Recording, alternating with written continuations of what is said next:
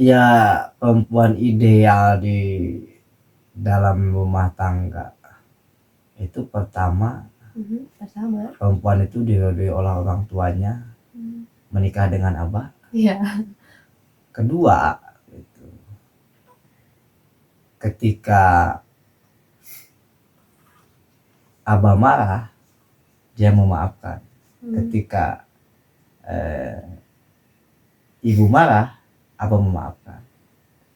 Jadi hanya ada dua keidealan di dalam dalam perempuan dalam rumah tangga menurut abah. Ketika berpoligami itu, apakah ada karakter-karakter laki-laki tertentu yang memang itu kecenderungannya untuk nggak bermonogami, ataukah ada situasi kondisi aja? Ya, unsur menolong itu pertama ya kita harus harus bernuansa ideologis sebenarnya. Ya, ideologis misalkan. Ada disebut ideologis itu karena karena misalkan lemah di dalam keimanannya, itu kan lemah di dalam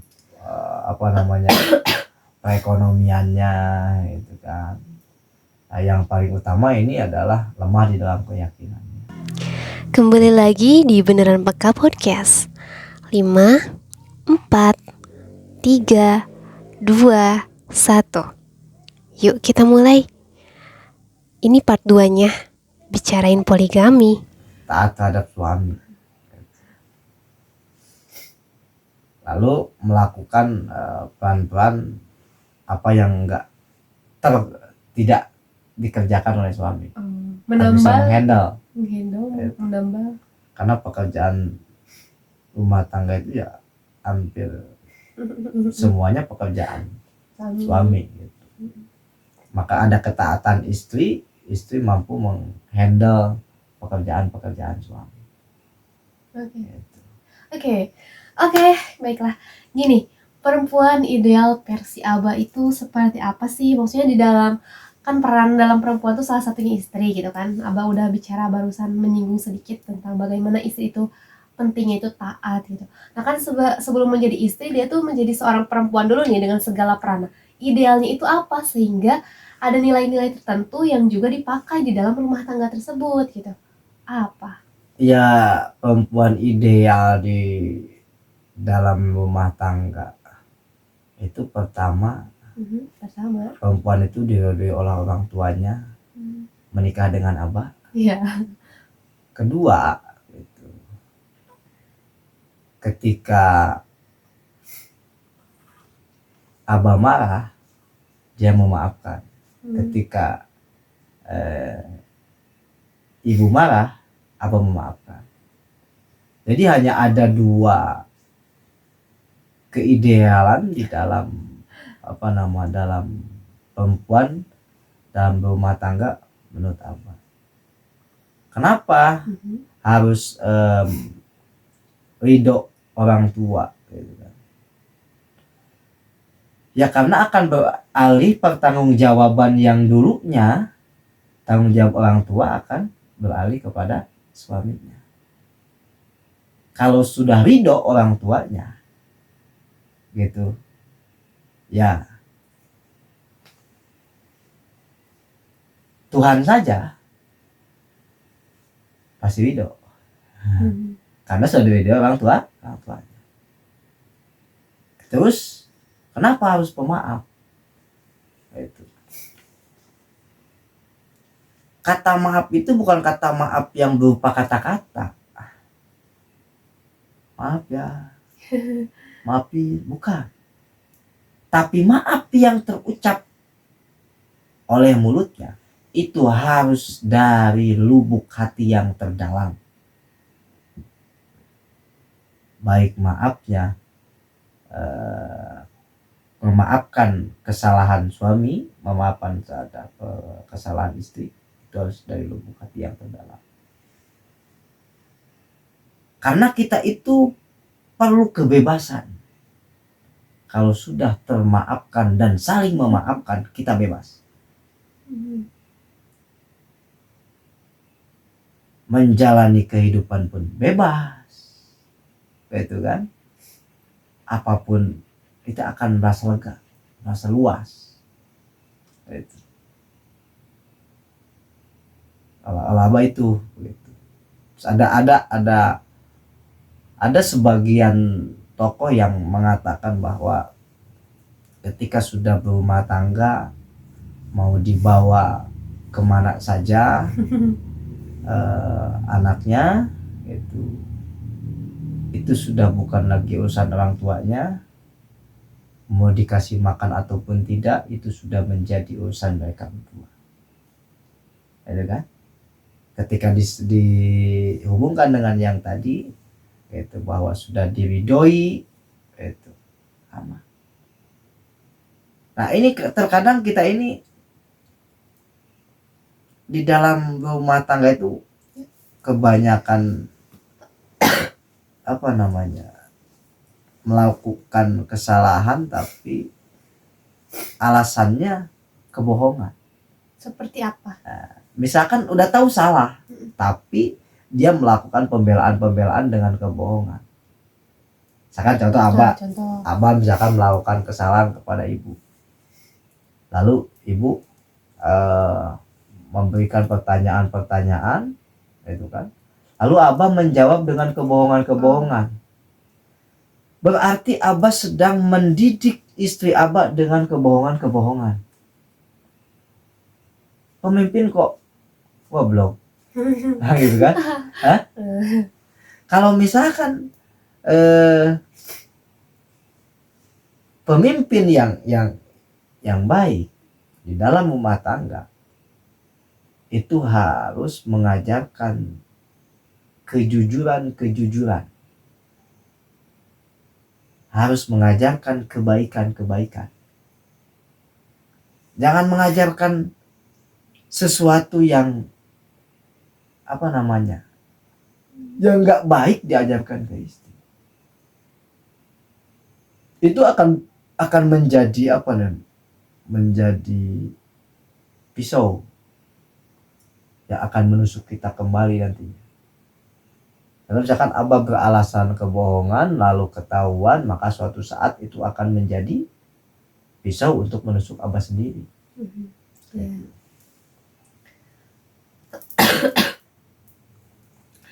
Oke.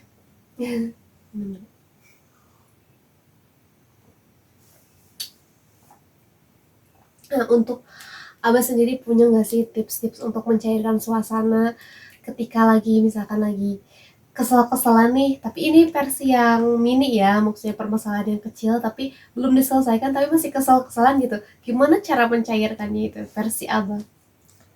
Ya kalau abah dalam penyelesaian masalah sebenarnya punya cara tersendiri dan tergantung kondisi tersendiri. Gitu kan. Nggak bisa semua kondisi dalam penyelesaian masalah metodenya sama. Nggak bisa ya. Itu masing-masing laki-laki ataupun perempuan di dalam sebuah rumah tangga itu pasti memiliki metode dalam menyelesaikan persoalan yang berbeda-beda. Gitu. Itu mah tergantung kecerdasan manusia itu sendiri sebenarnya. Oke.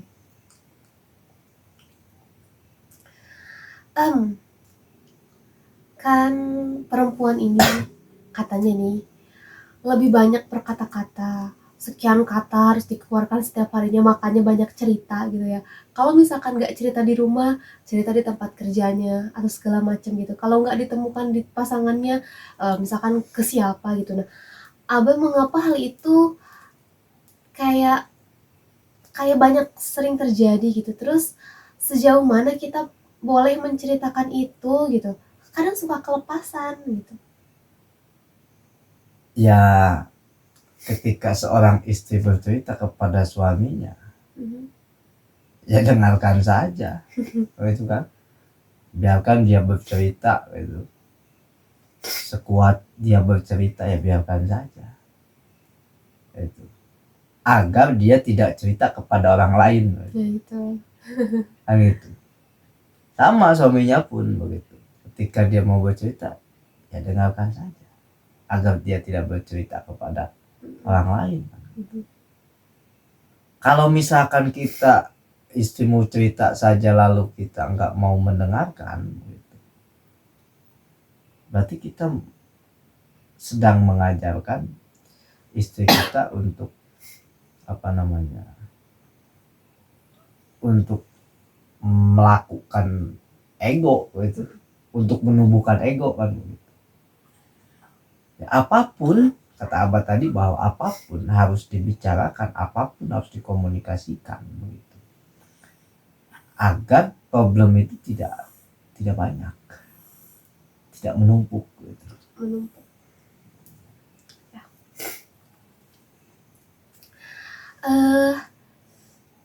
Kalau misalkan permasalahan kan ada level-levelnya nih.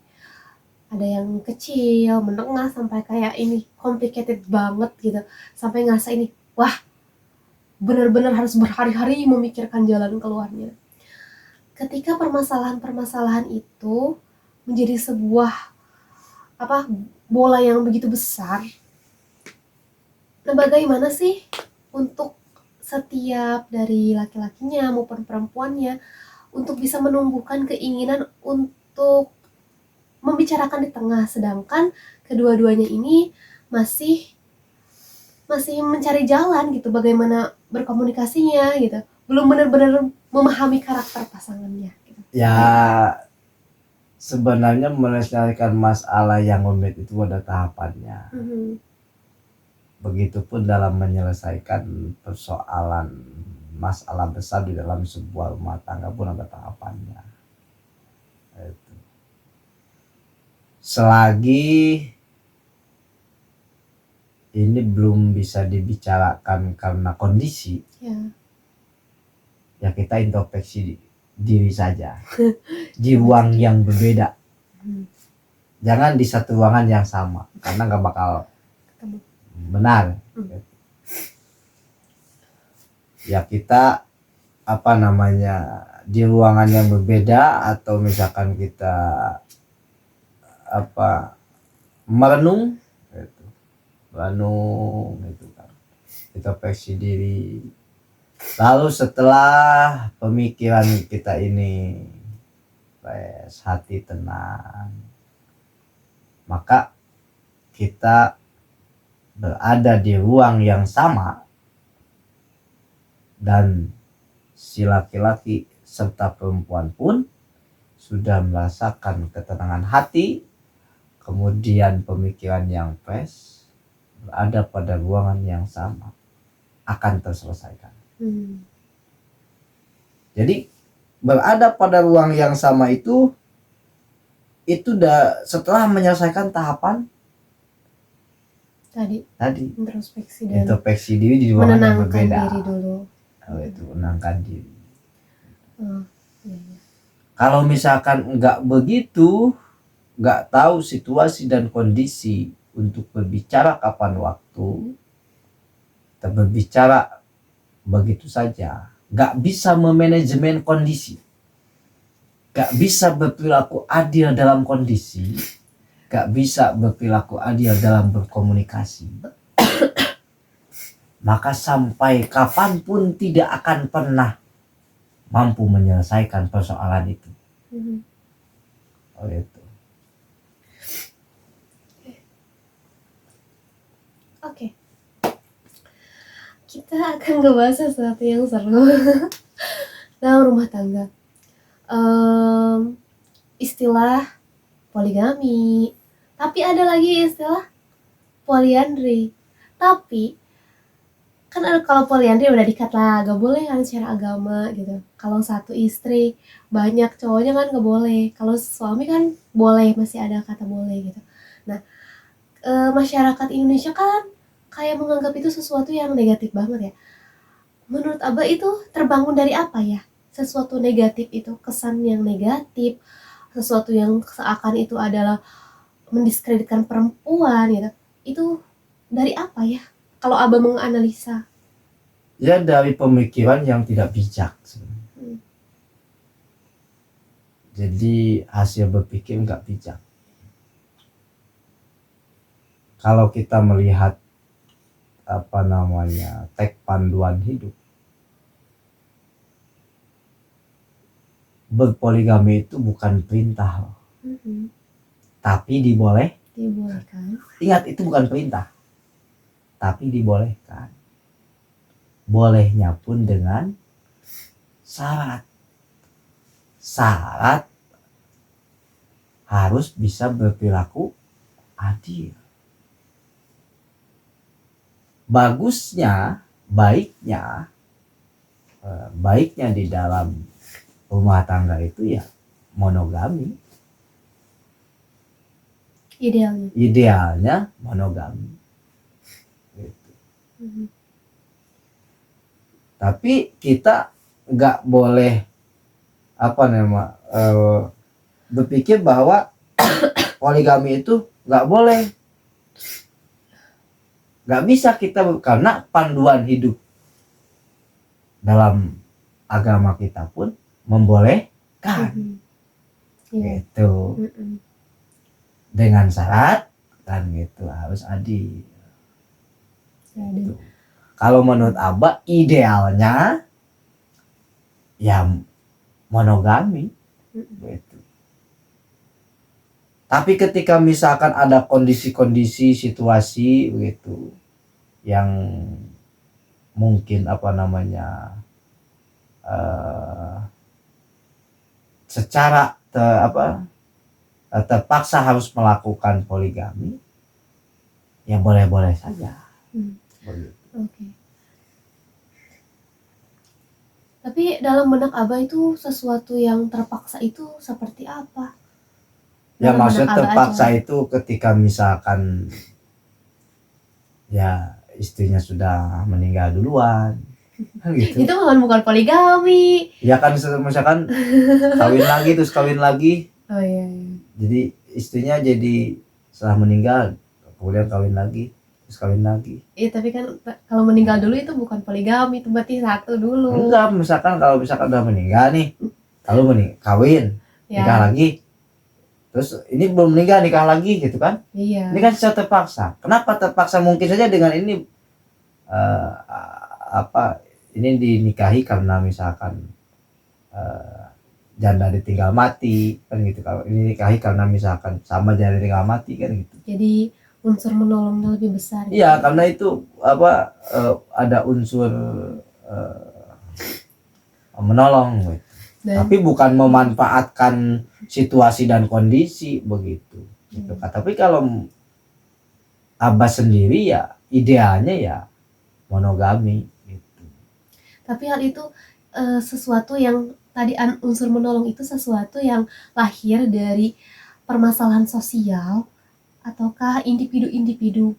Ya unsur menolong itu pertama ya kita harus harus bernuansa ideologis sebenarnya. Ideologis misalkan. Ada disebut ideologis itu karena karena misalkan lemah di dalam keimanannya, itu kan lemah di dalam perekonomiannya, itu kan. Nah, yang paling utama ini adalah lemah di dalam keyakinannya. Itu. Lalu kita punya tujuan bagaimana dia supaya tidak lemah di dalam keyakinannya, di dalam keberagamaannya gitu kan. Tapi ya kalau Abah sendiri sih belum bisa untuk melakukan poligami itu, ya belum bisa gitu. Kenapa belum bisa gitu? Ya karena ya enggak belum pengalaman kali. Kayak gitu.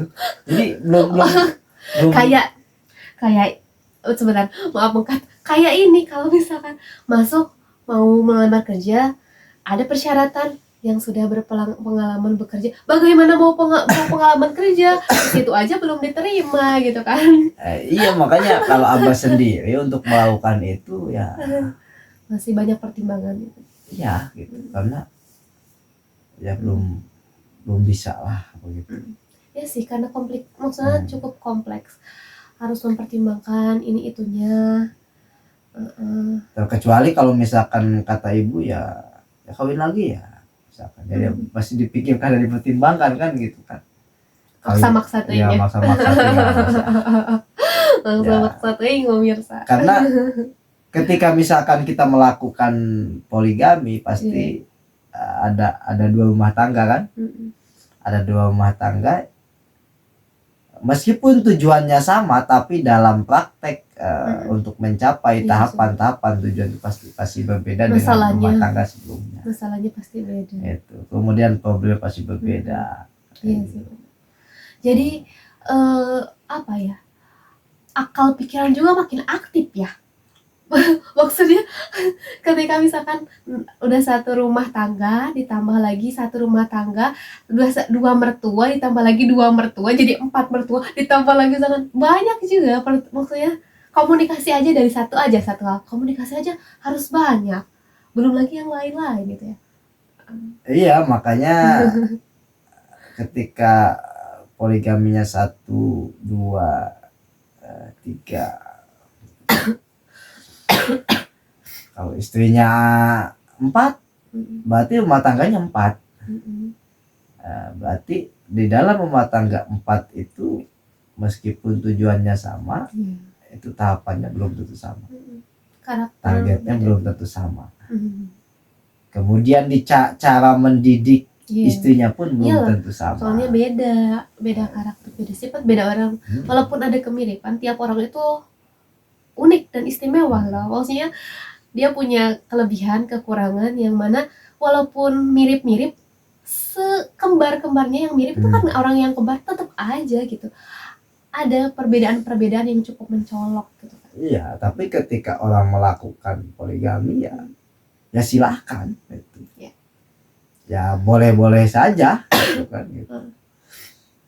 Kemudian misalkan para kaum Hawa melarang, nggak berhak melarang. Itu ada panduannya. Meskipun itu bukan perintah, tapi panduan membolehkan gitu. Tapi menurut Abah, kan poligami itu identik dengan lebih kepada menyoroti kepada apa peran dari pemimpinnya atau laki-lakinya atau suaminya. Jadi ketika berpoligami itu, apakah ada karakter-karakter laki-laki tertentu yang memang itu kecenderungannya untuk nggak bermonogami, ataukah ada situasi kondisi aja gitu? Ya kalau Abah sih nggak tahu ya, karena nggak punya pengalaman itu sebenarnya.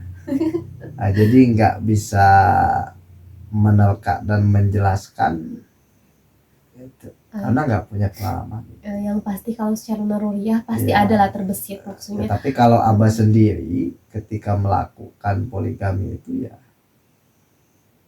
kalau Abah kepentingan ideologi saja gitu. Kepentingan ideologi saja kalau Abah kalau orang lain kan nggak tahu, yang lain kan nggak tahu tujuan dan kepentingannya. Misi kemanusiaan bukan itu ya? Yang nggak tahu kalau nggak tahu juga maksudnya. Abah kalau Abah mah ya ideologi saja. Oke. Abah, kita gini ya, ketika dalam rumah tangga atau berumah tangga itu yang banyak mengalami keluhan atau yang sering terdengar keluhannya kan laki-laki itu cenderung bisa menutup gitu, lebih bisa gitu.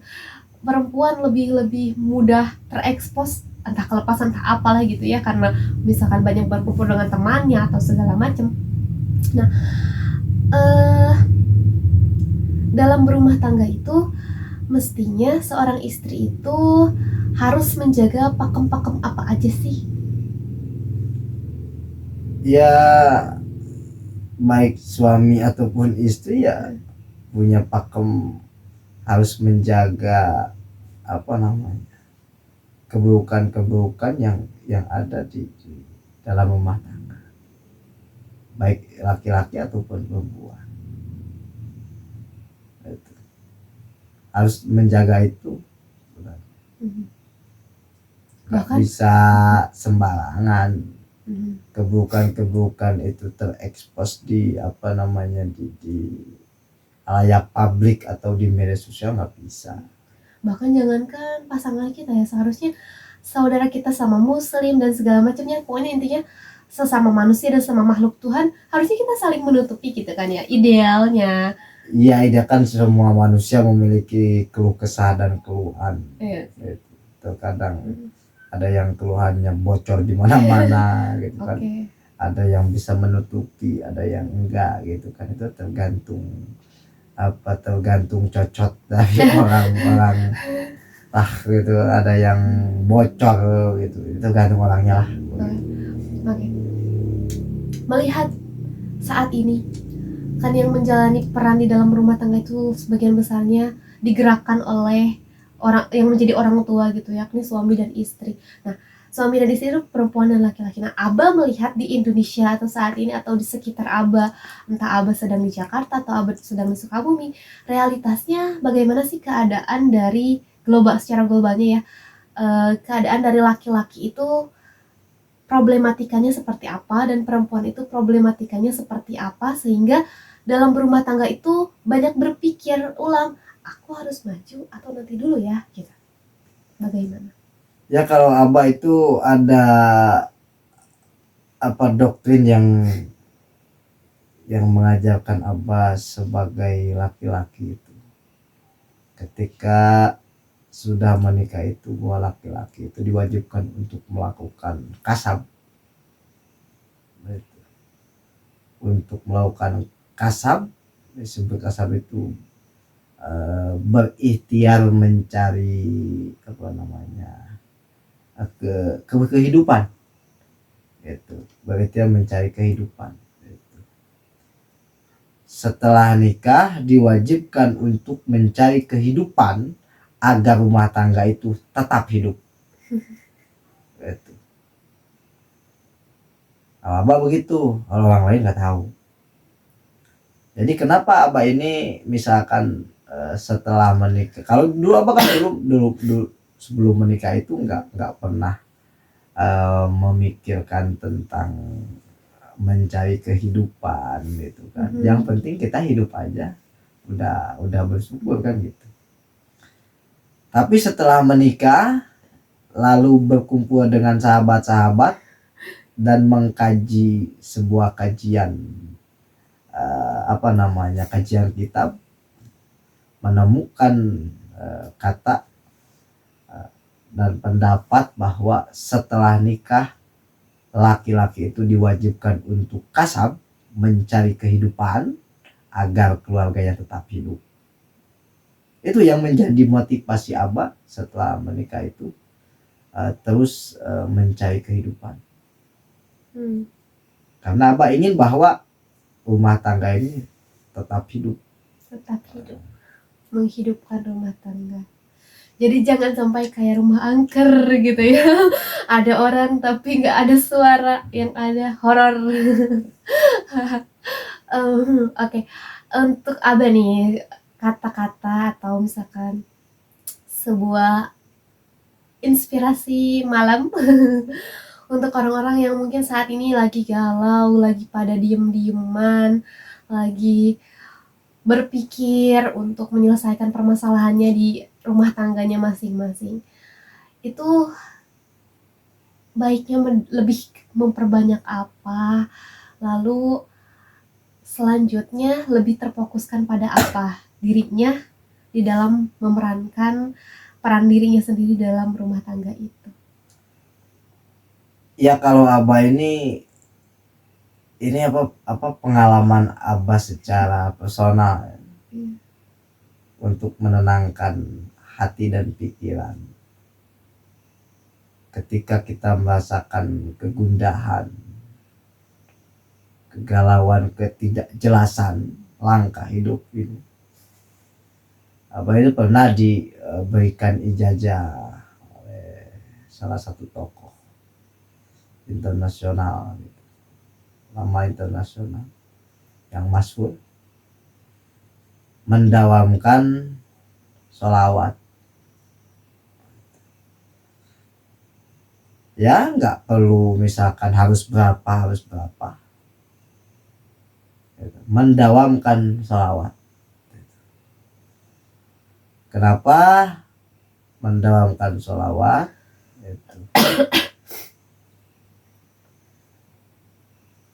Agar hikmahnya nih, hikmahnya dari mendawamkan sholawat itu, karena kita untuk untuk mendapatkan petunjuk itu susah kalau begitu. Tapi ketika kita terus mendawamkan sholawat, untuk mendapatkan petunjuk itu lebih mudah dan gampang. Mudah dan gampang. Kalau Abah gitu. Ini mah personal Abah ketika Abah sedang merasakan ketidakjelasan langkah gitu. Kemudian hidup ini galau, bingung, ya mudawamah sholawat. Kalau Abah itu terus ketika ada problem-problem yang ini harus diselesaikan, secara secara langsung gitu kan. Biasanya mutolaah kita baca buku gitu kan. Itu kalau nggak ketemu dari hasil mutolaah, dari hasil baca kitab gitu, ya paling tidur gitu. Kalau tidur misalkan masih belum ketemu, ya paling baca Al-Quran.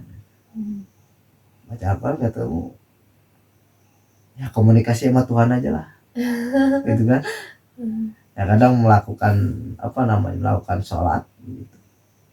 Ya banyak sebenarnya caranya. Kalau Abah sih alhamdulillah diberikan banyak cara-cara untuk agar hati dan pikiran ini tenang, nyaman, kemudian damai begitu. Ya itu salah satunya mulai dari kitab kajian, mengkaji ilmu, kemudian kita membaca panduan hidup, kemudian kita melakukan komunikasi dengan Tuhan, berdoa, itu kan banyak sebenarnya gitu. Enggak kenapa kita ini sulit untuk tenangnya hati, sulit untuk tenangnya pikiran, ya mungkin ada hal penting yang kita tinggalkan.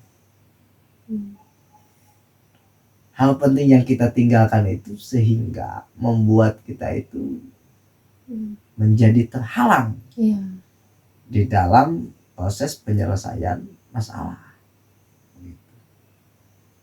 Tapi kalau kita misalkan tidak meninggalkan sesuatu yang penting di dalam hidup, gitu, maka tidak akan pernah ada yang terhalang di dalam diri kita itu dalam menyelesaikan masalah. Pasti dimudahkan. Ya. Dan ketika seseorang, metode untuk supaya tenangnya itu konsul kepada orang yang ahli, orang yang alim, sholih, ikhlas, itu gak apa-apa juga ya? Ya itu bagus. Bagus. Itu bagus juga gitu. Cuman nasihatnya harus dilakukan. Kalau nggak dilakukan yang ngapain konsultasi kan gitu. Oke. Jadi itu